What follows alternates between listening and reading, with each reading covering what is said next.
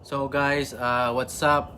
For today's video, kukontinue ko yung ginagawa ko kahapon. Hindi ko natapos install kasi itong shifter cable bushing. And then trying to install also the short shifter arm. Ito siya guys, yung I got the JBR short ship arm para sa Ford Focus ST na 2013 to 2018 na model. Yun lang, pakita ko sa inyo kung paano to install. Hopefully madali lang. I mean, it's not gonna be too long. So alright guys. So guys, una ang gagawin natin is tatanggalin natin yung intake box. So ito siya guys. Tanggalin natin to.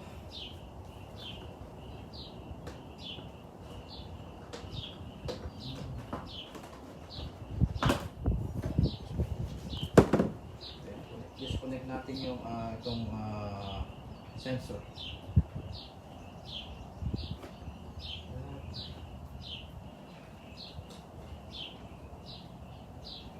Then disconnect nyo to. This one.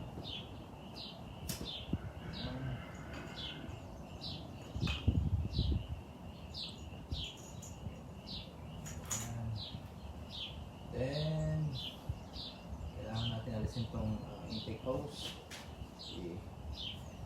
Ano yan?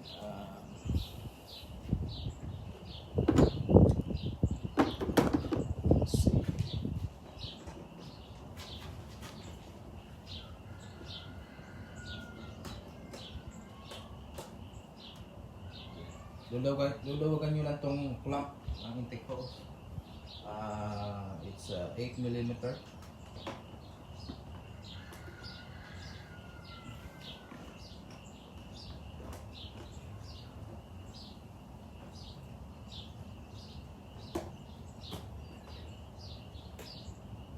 And I think I need to remove this too.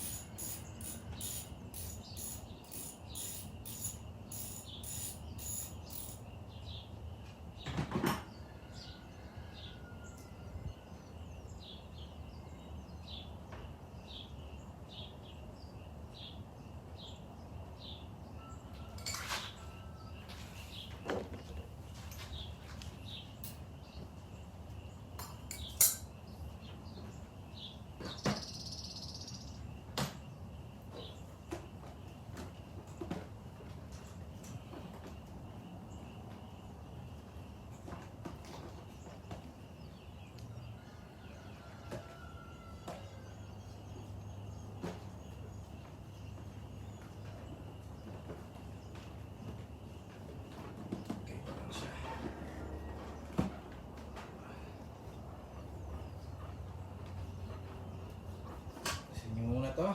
So alis na yung intake induction hose natin.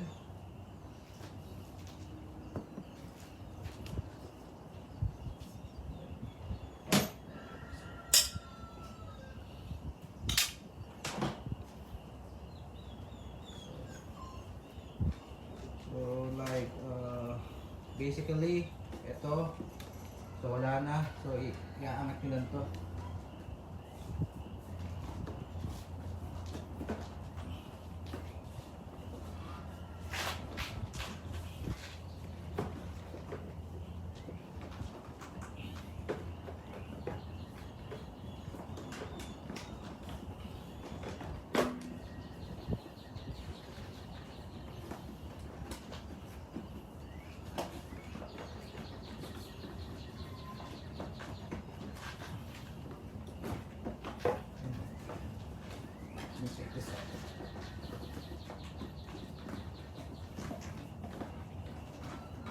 Let me take this up.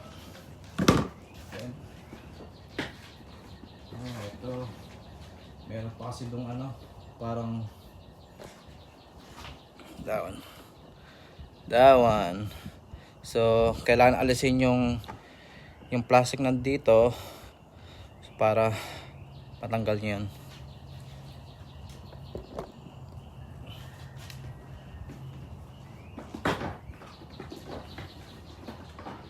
Ayun, tanggal na. So, ayan na, meron na tayong access sa dito sa shifter cable, and ito yung arm, shifter arm. So papalitan ko muna tong shifter arm ng short one, this one, the JBR short shift arm. This is adjustable. This one is gonna be like 20%, 30%, and 40% reduction. So it's gonna be short. So, all right. So guys, I got this tool na meron siyang paganyan. And then para aalisin kasi itong ano nito, yung cable bushing nito, guys. So parang kaganyan niyo lang siya, guys. Oh, see? Just like that. And then that's it for now. I'm trying to install the short shape arm first, and then next one is the solid cable bushing, this one and then this one. So but for now, i-install muna natin tong, palitan muna natin to. So ang gagawin dyan is kailangan natin ng hammer, because like if you see like that one, so this one, meron dyang itong pin yan, roll pin yan, kailangan maalis yan. So kailangan natin ng hammer. Tapos yung nabili kong JBR na ship arm, meron siyang extra na bolt. So ano natin dyan yan. So pakita ko sa inyo kung paano. Okay guys, buksan natin. So laman is this one, very nice printed. That one, then this one, that one. Look at that, it's so nice. Ang ganda ng pagkakagawa. Ito yung ano niya, mga hardware. Ito yung sinasabi ko sa inyong ano, bolt. Meron siyang extra one, meron siyang extra, yeah, probably this one, yeah, probably this one or this one. I think it's this one. Ito gagamitin natin para maalis yung roll pin yun. So but for now, assemble ko muna tong short shift arm natin. So kompleto siya guys, kompleto siya, may mga washer, nuts and everything. So kompleto siya guys.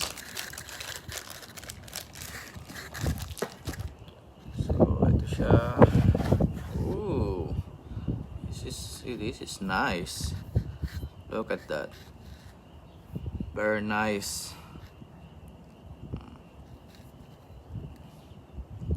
So ito yung balance niya, parang kaganyan niya yan eh. Talagyan mo ganyan, ganyan, ganyan, ganyan yan.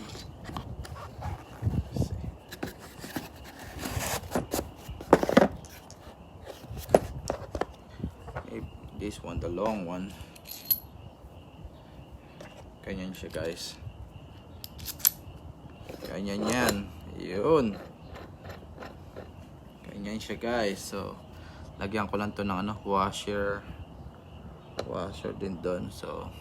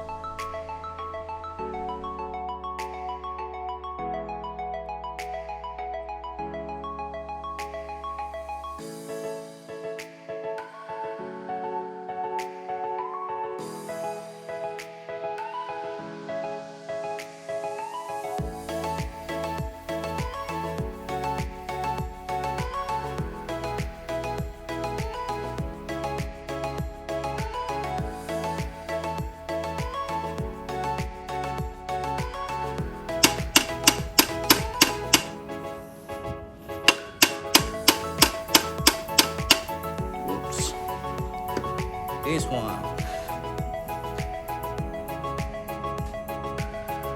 Ito yung roll pin natin. Tanggal ko na. So, alisin na natin ito ngayon. Okay. Bunutin na natin. Just like that.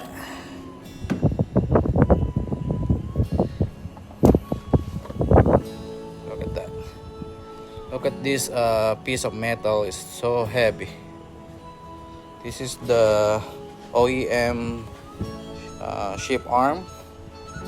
So versus the JBR short ship arm. Look at that. So i-install na natin siya guys.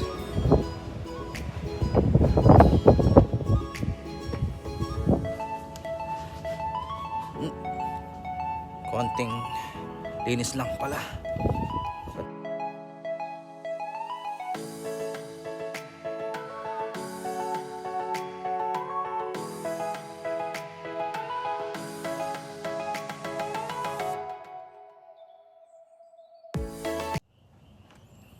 So ayan guys, malinis na. Look at that. Kanina dahing ano yan, grease. So ginamitan ko siya ng degreaser.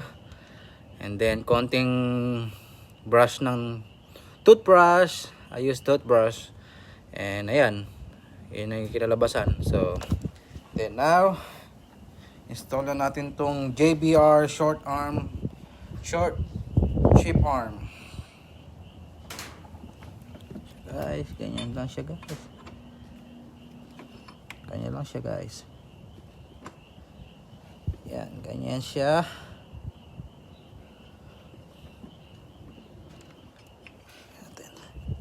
Yep.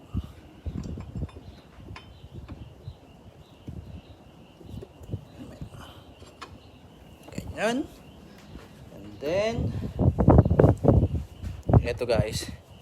Ito yung bolt. Gumamit ako ng thread lock na blue.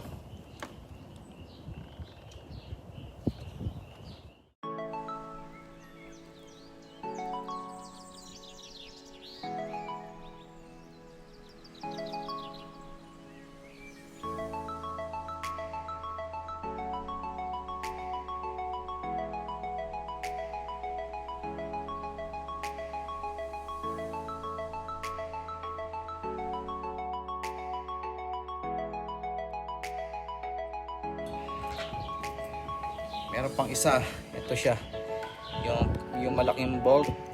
Lagyan din natin ng thread locker.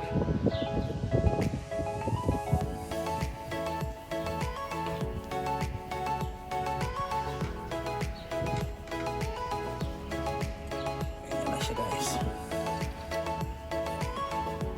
Itong malaki nito meron siyang nut. So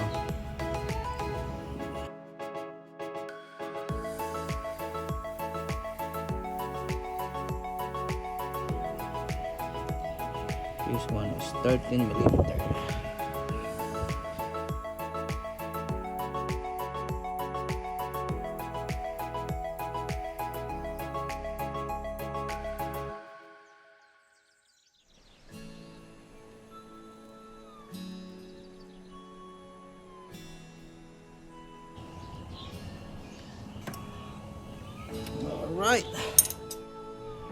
Alright guys, done installing the short ship arm.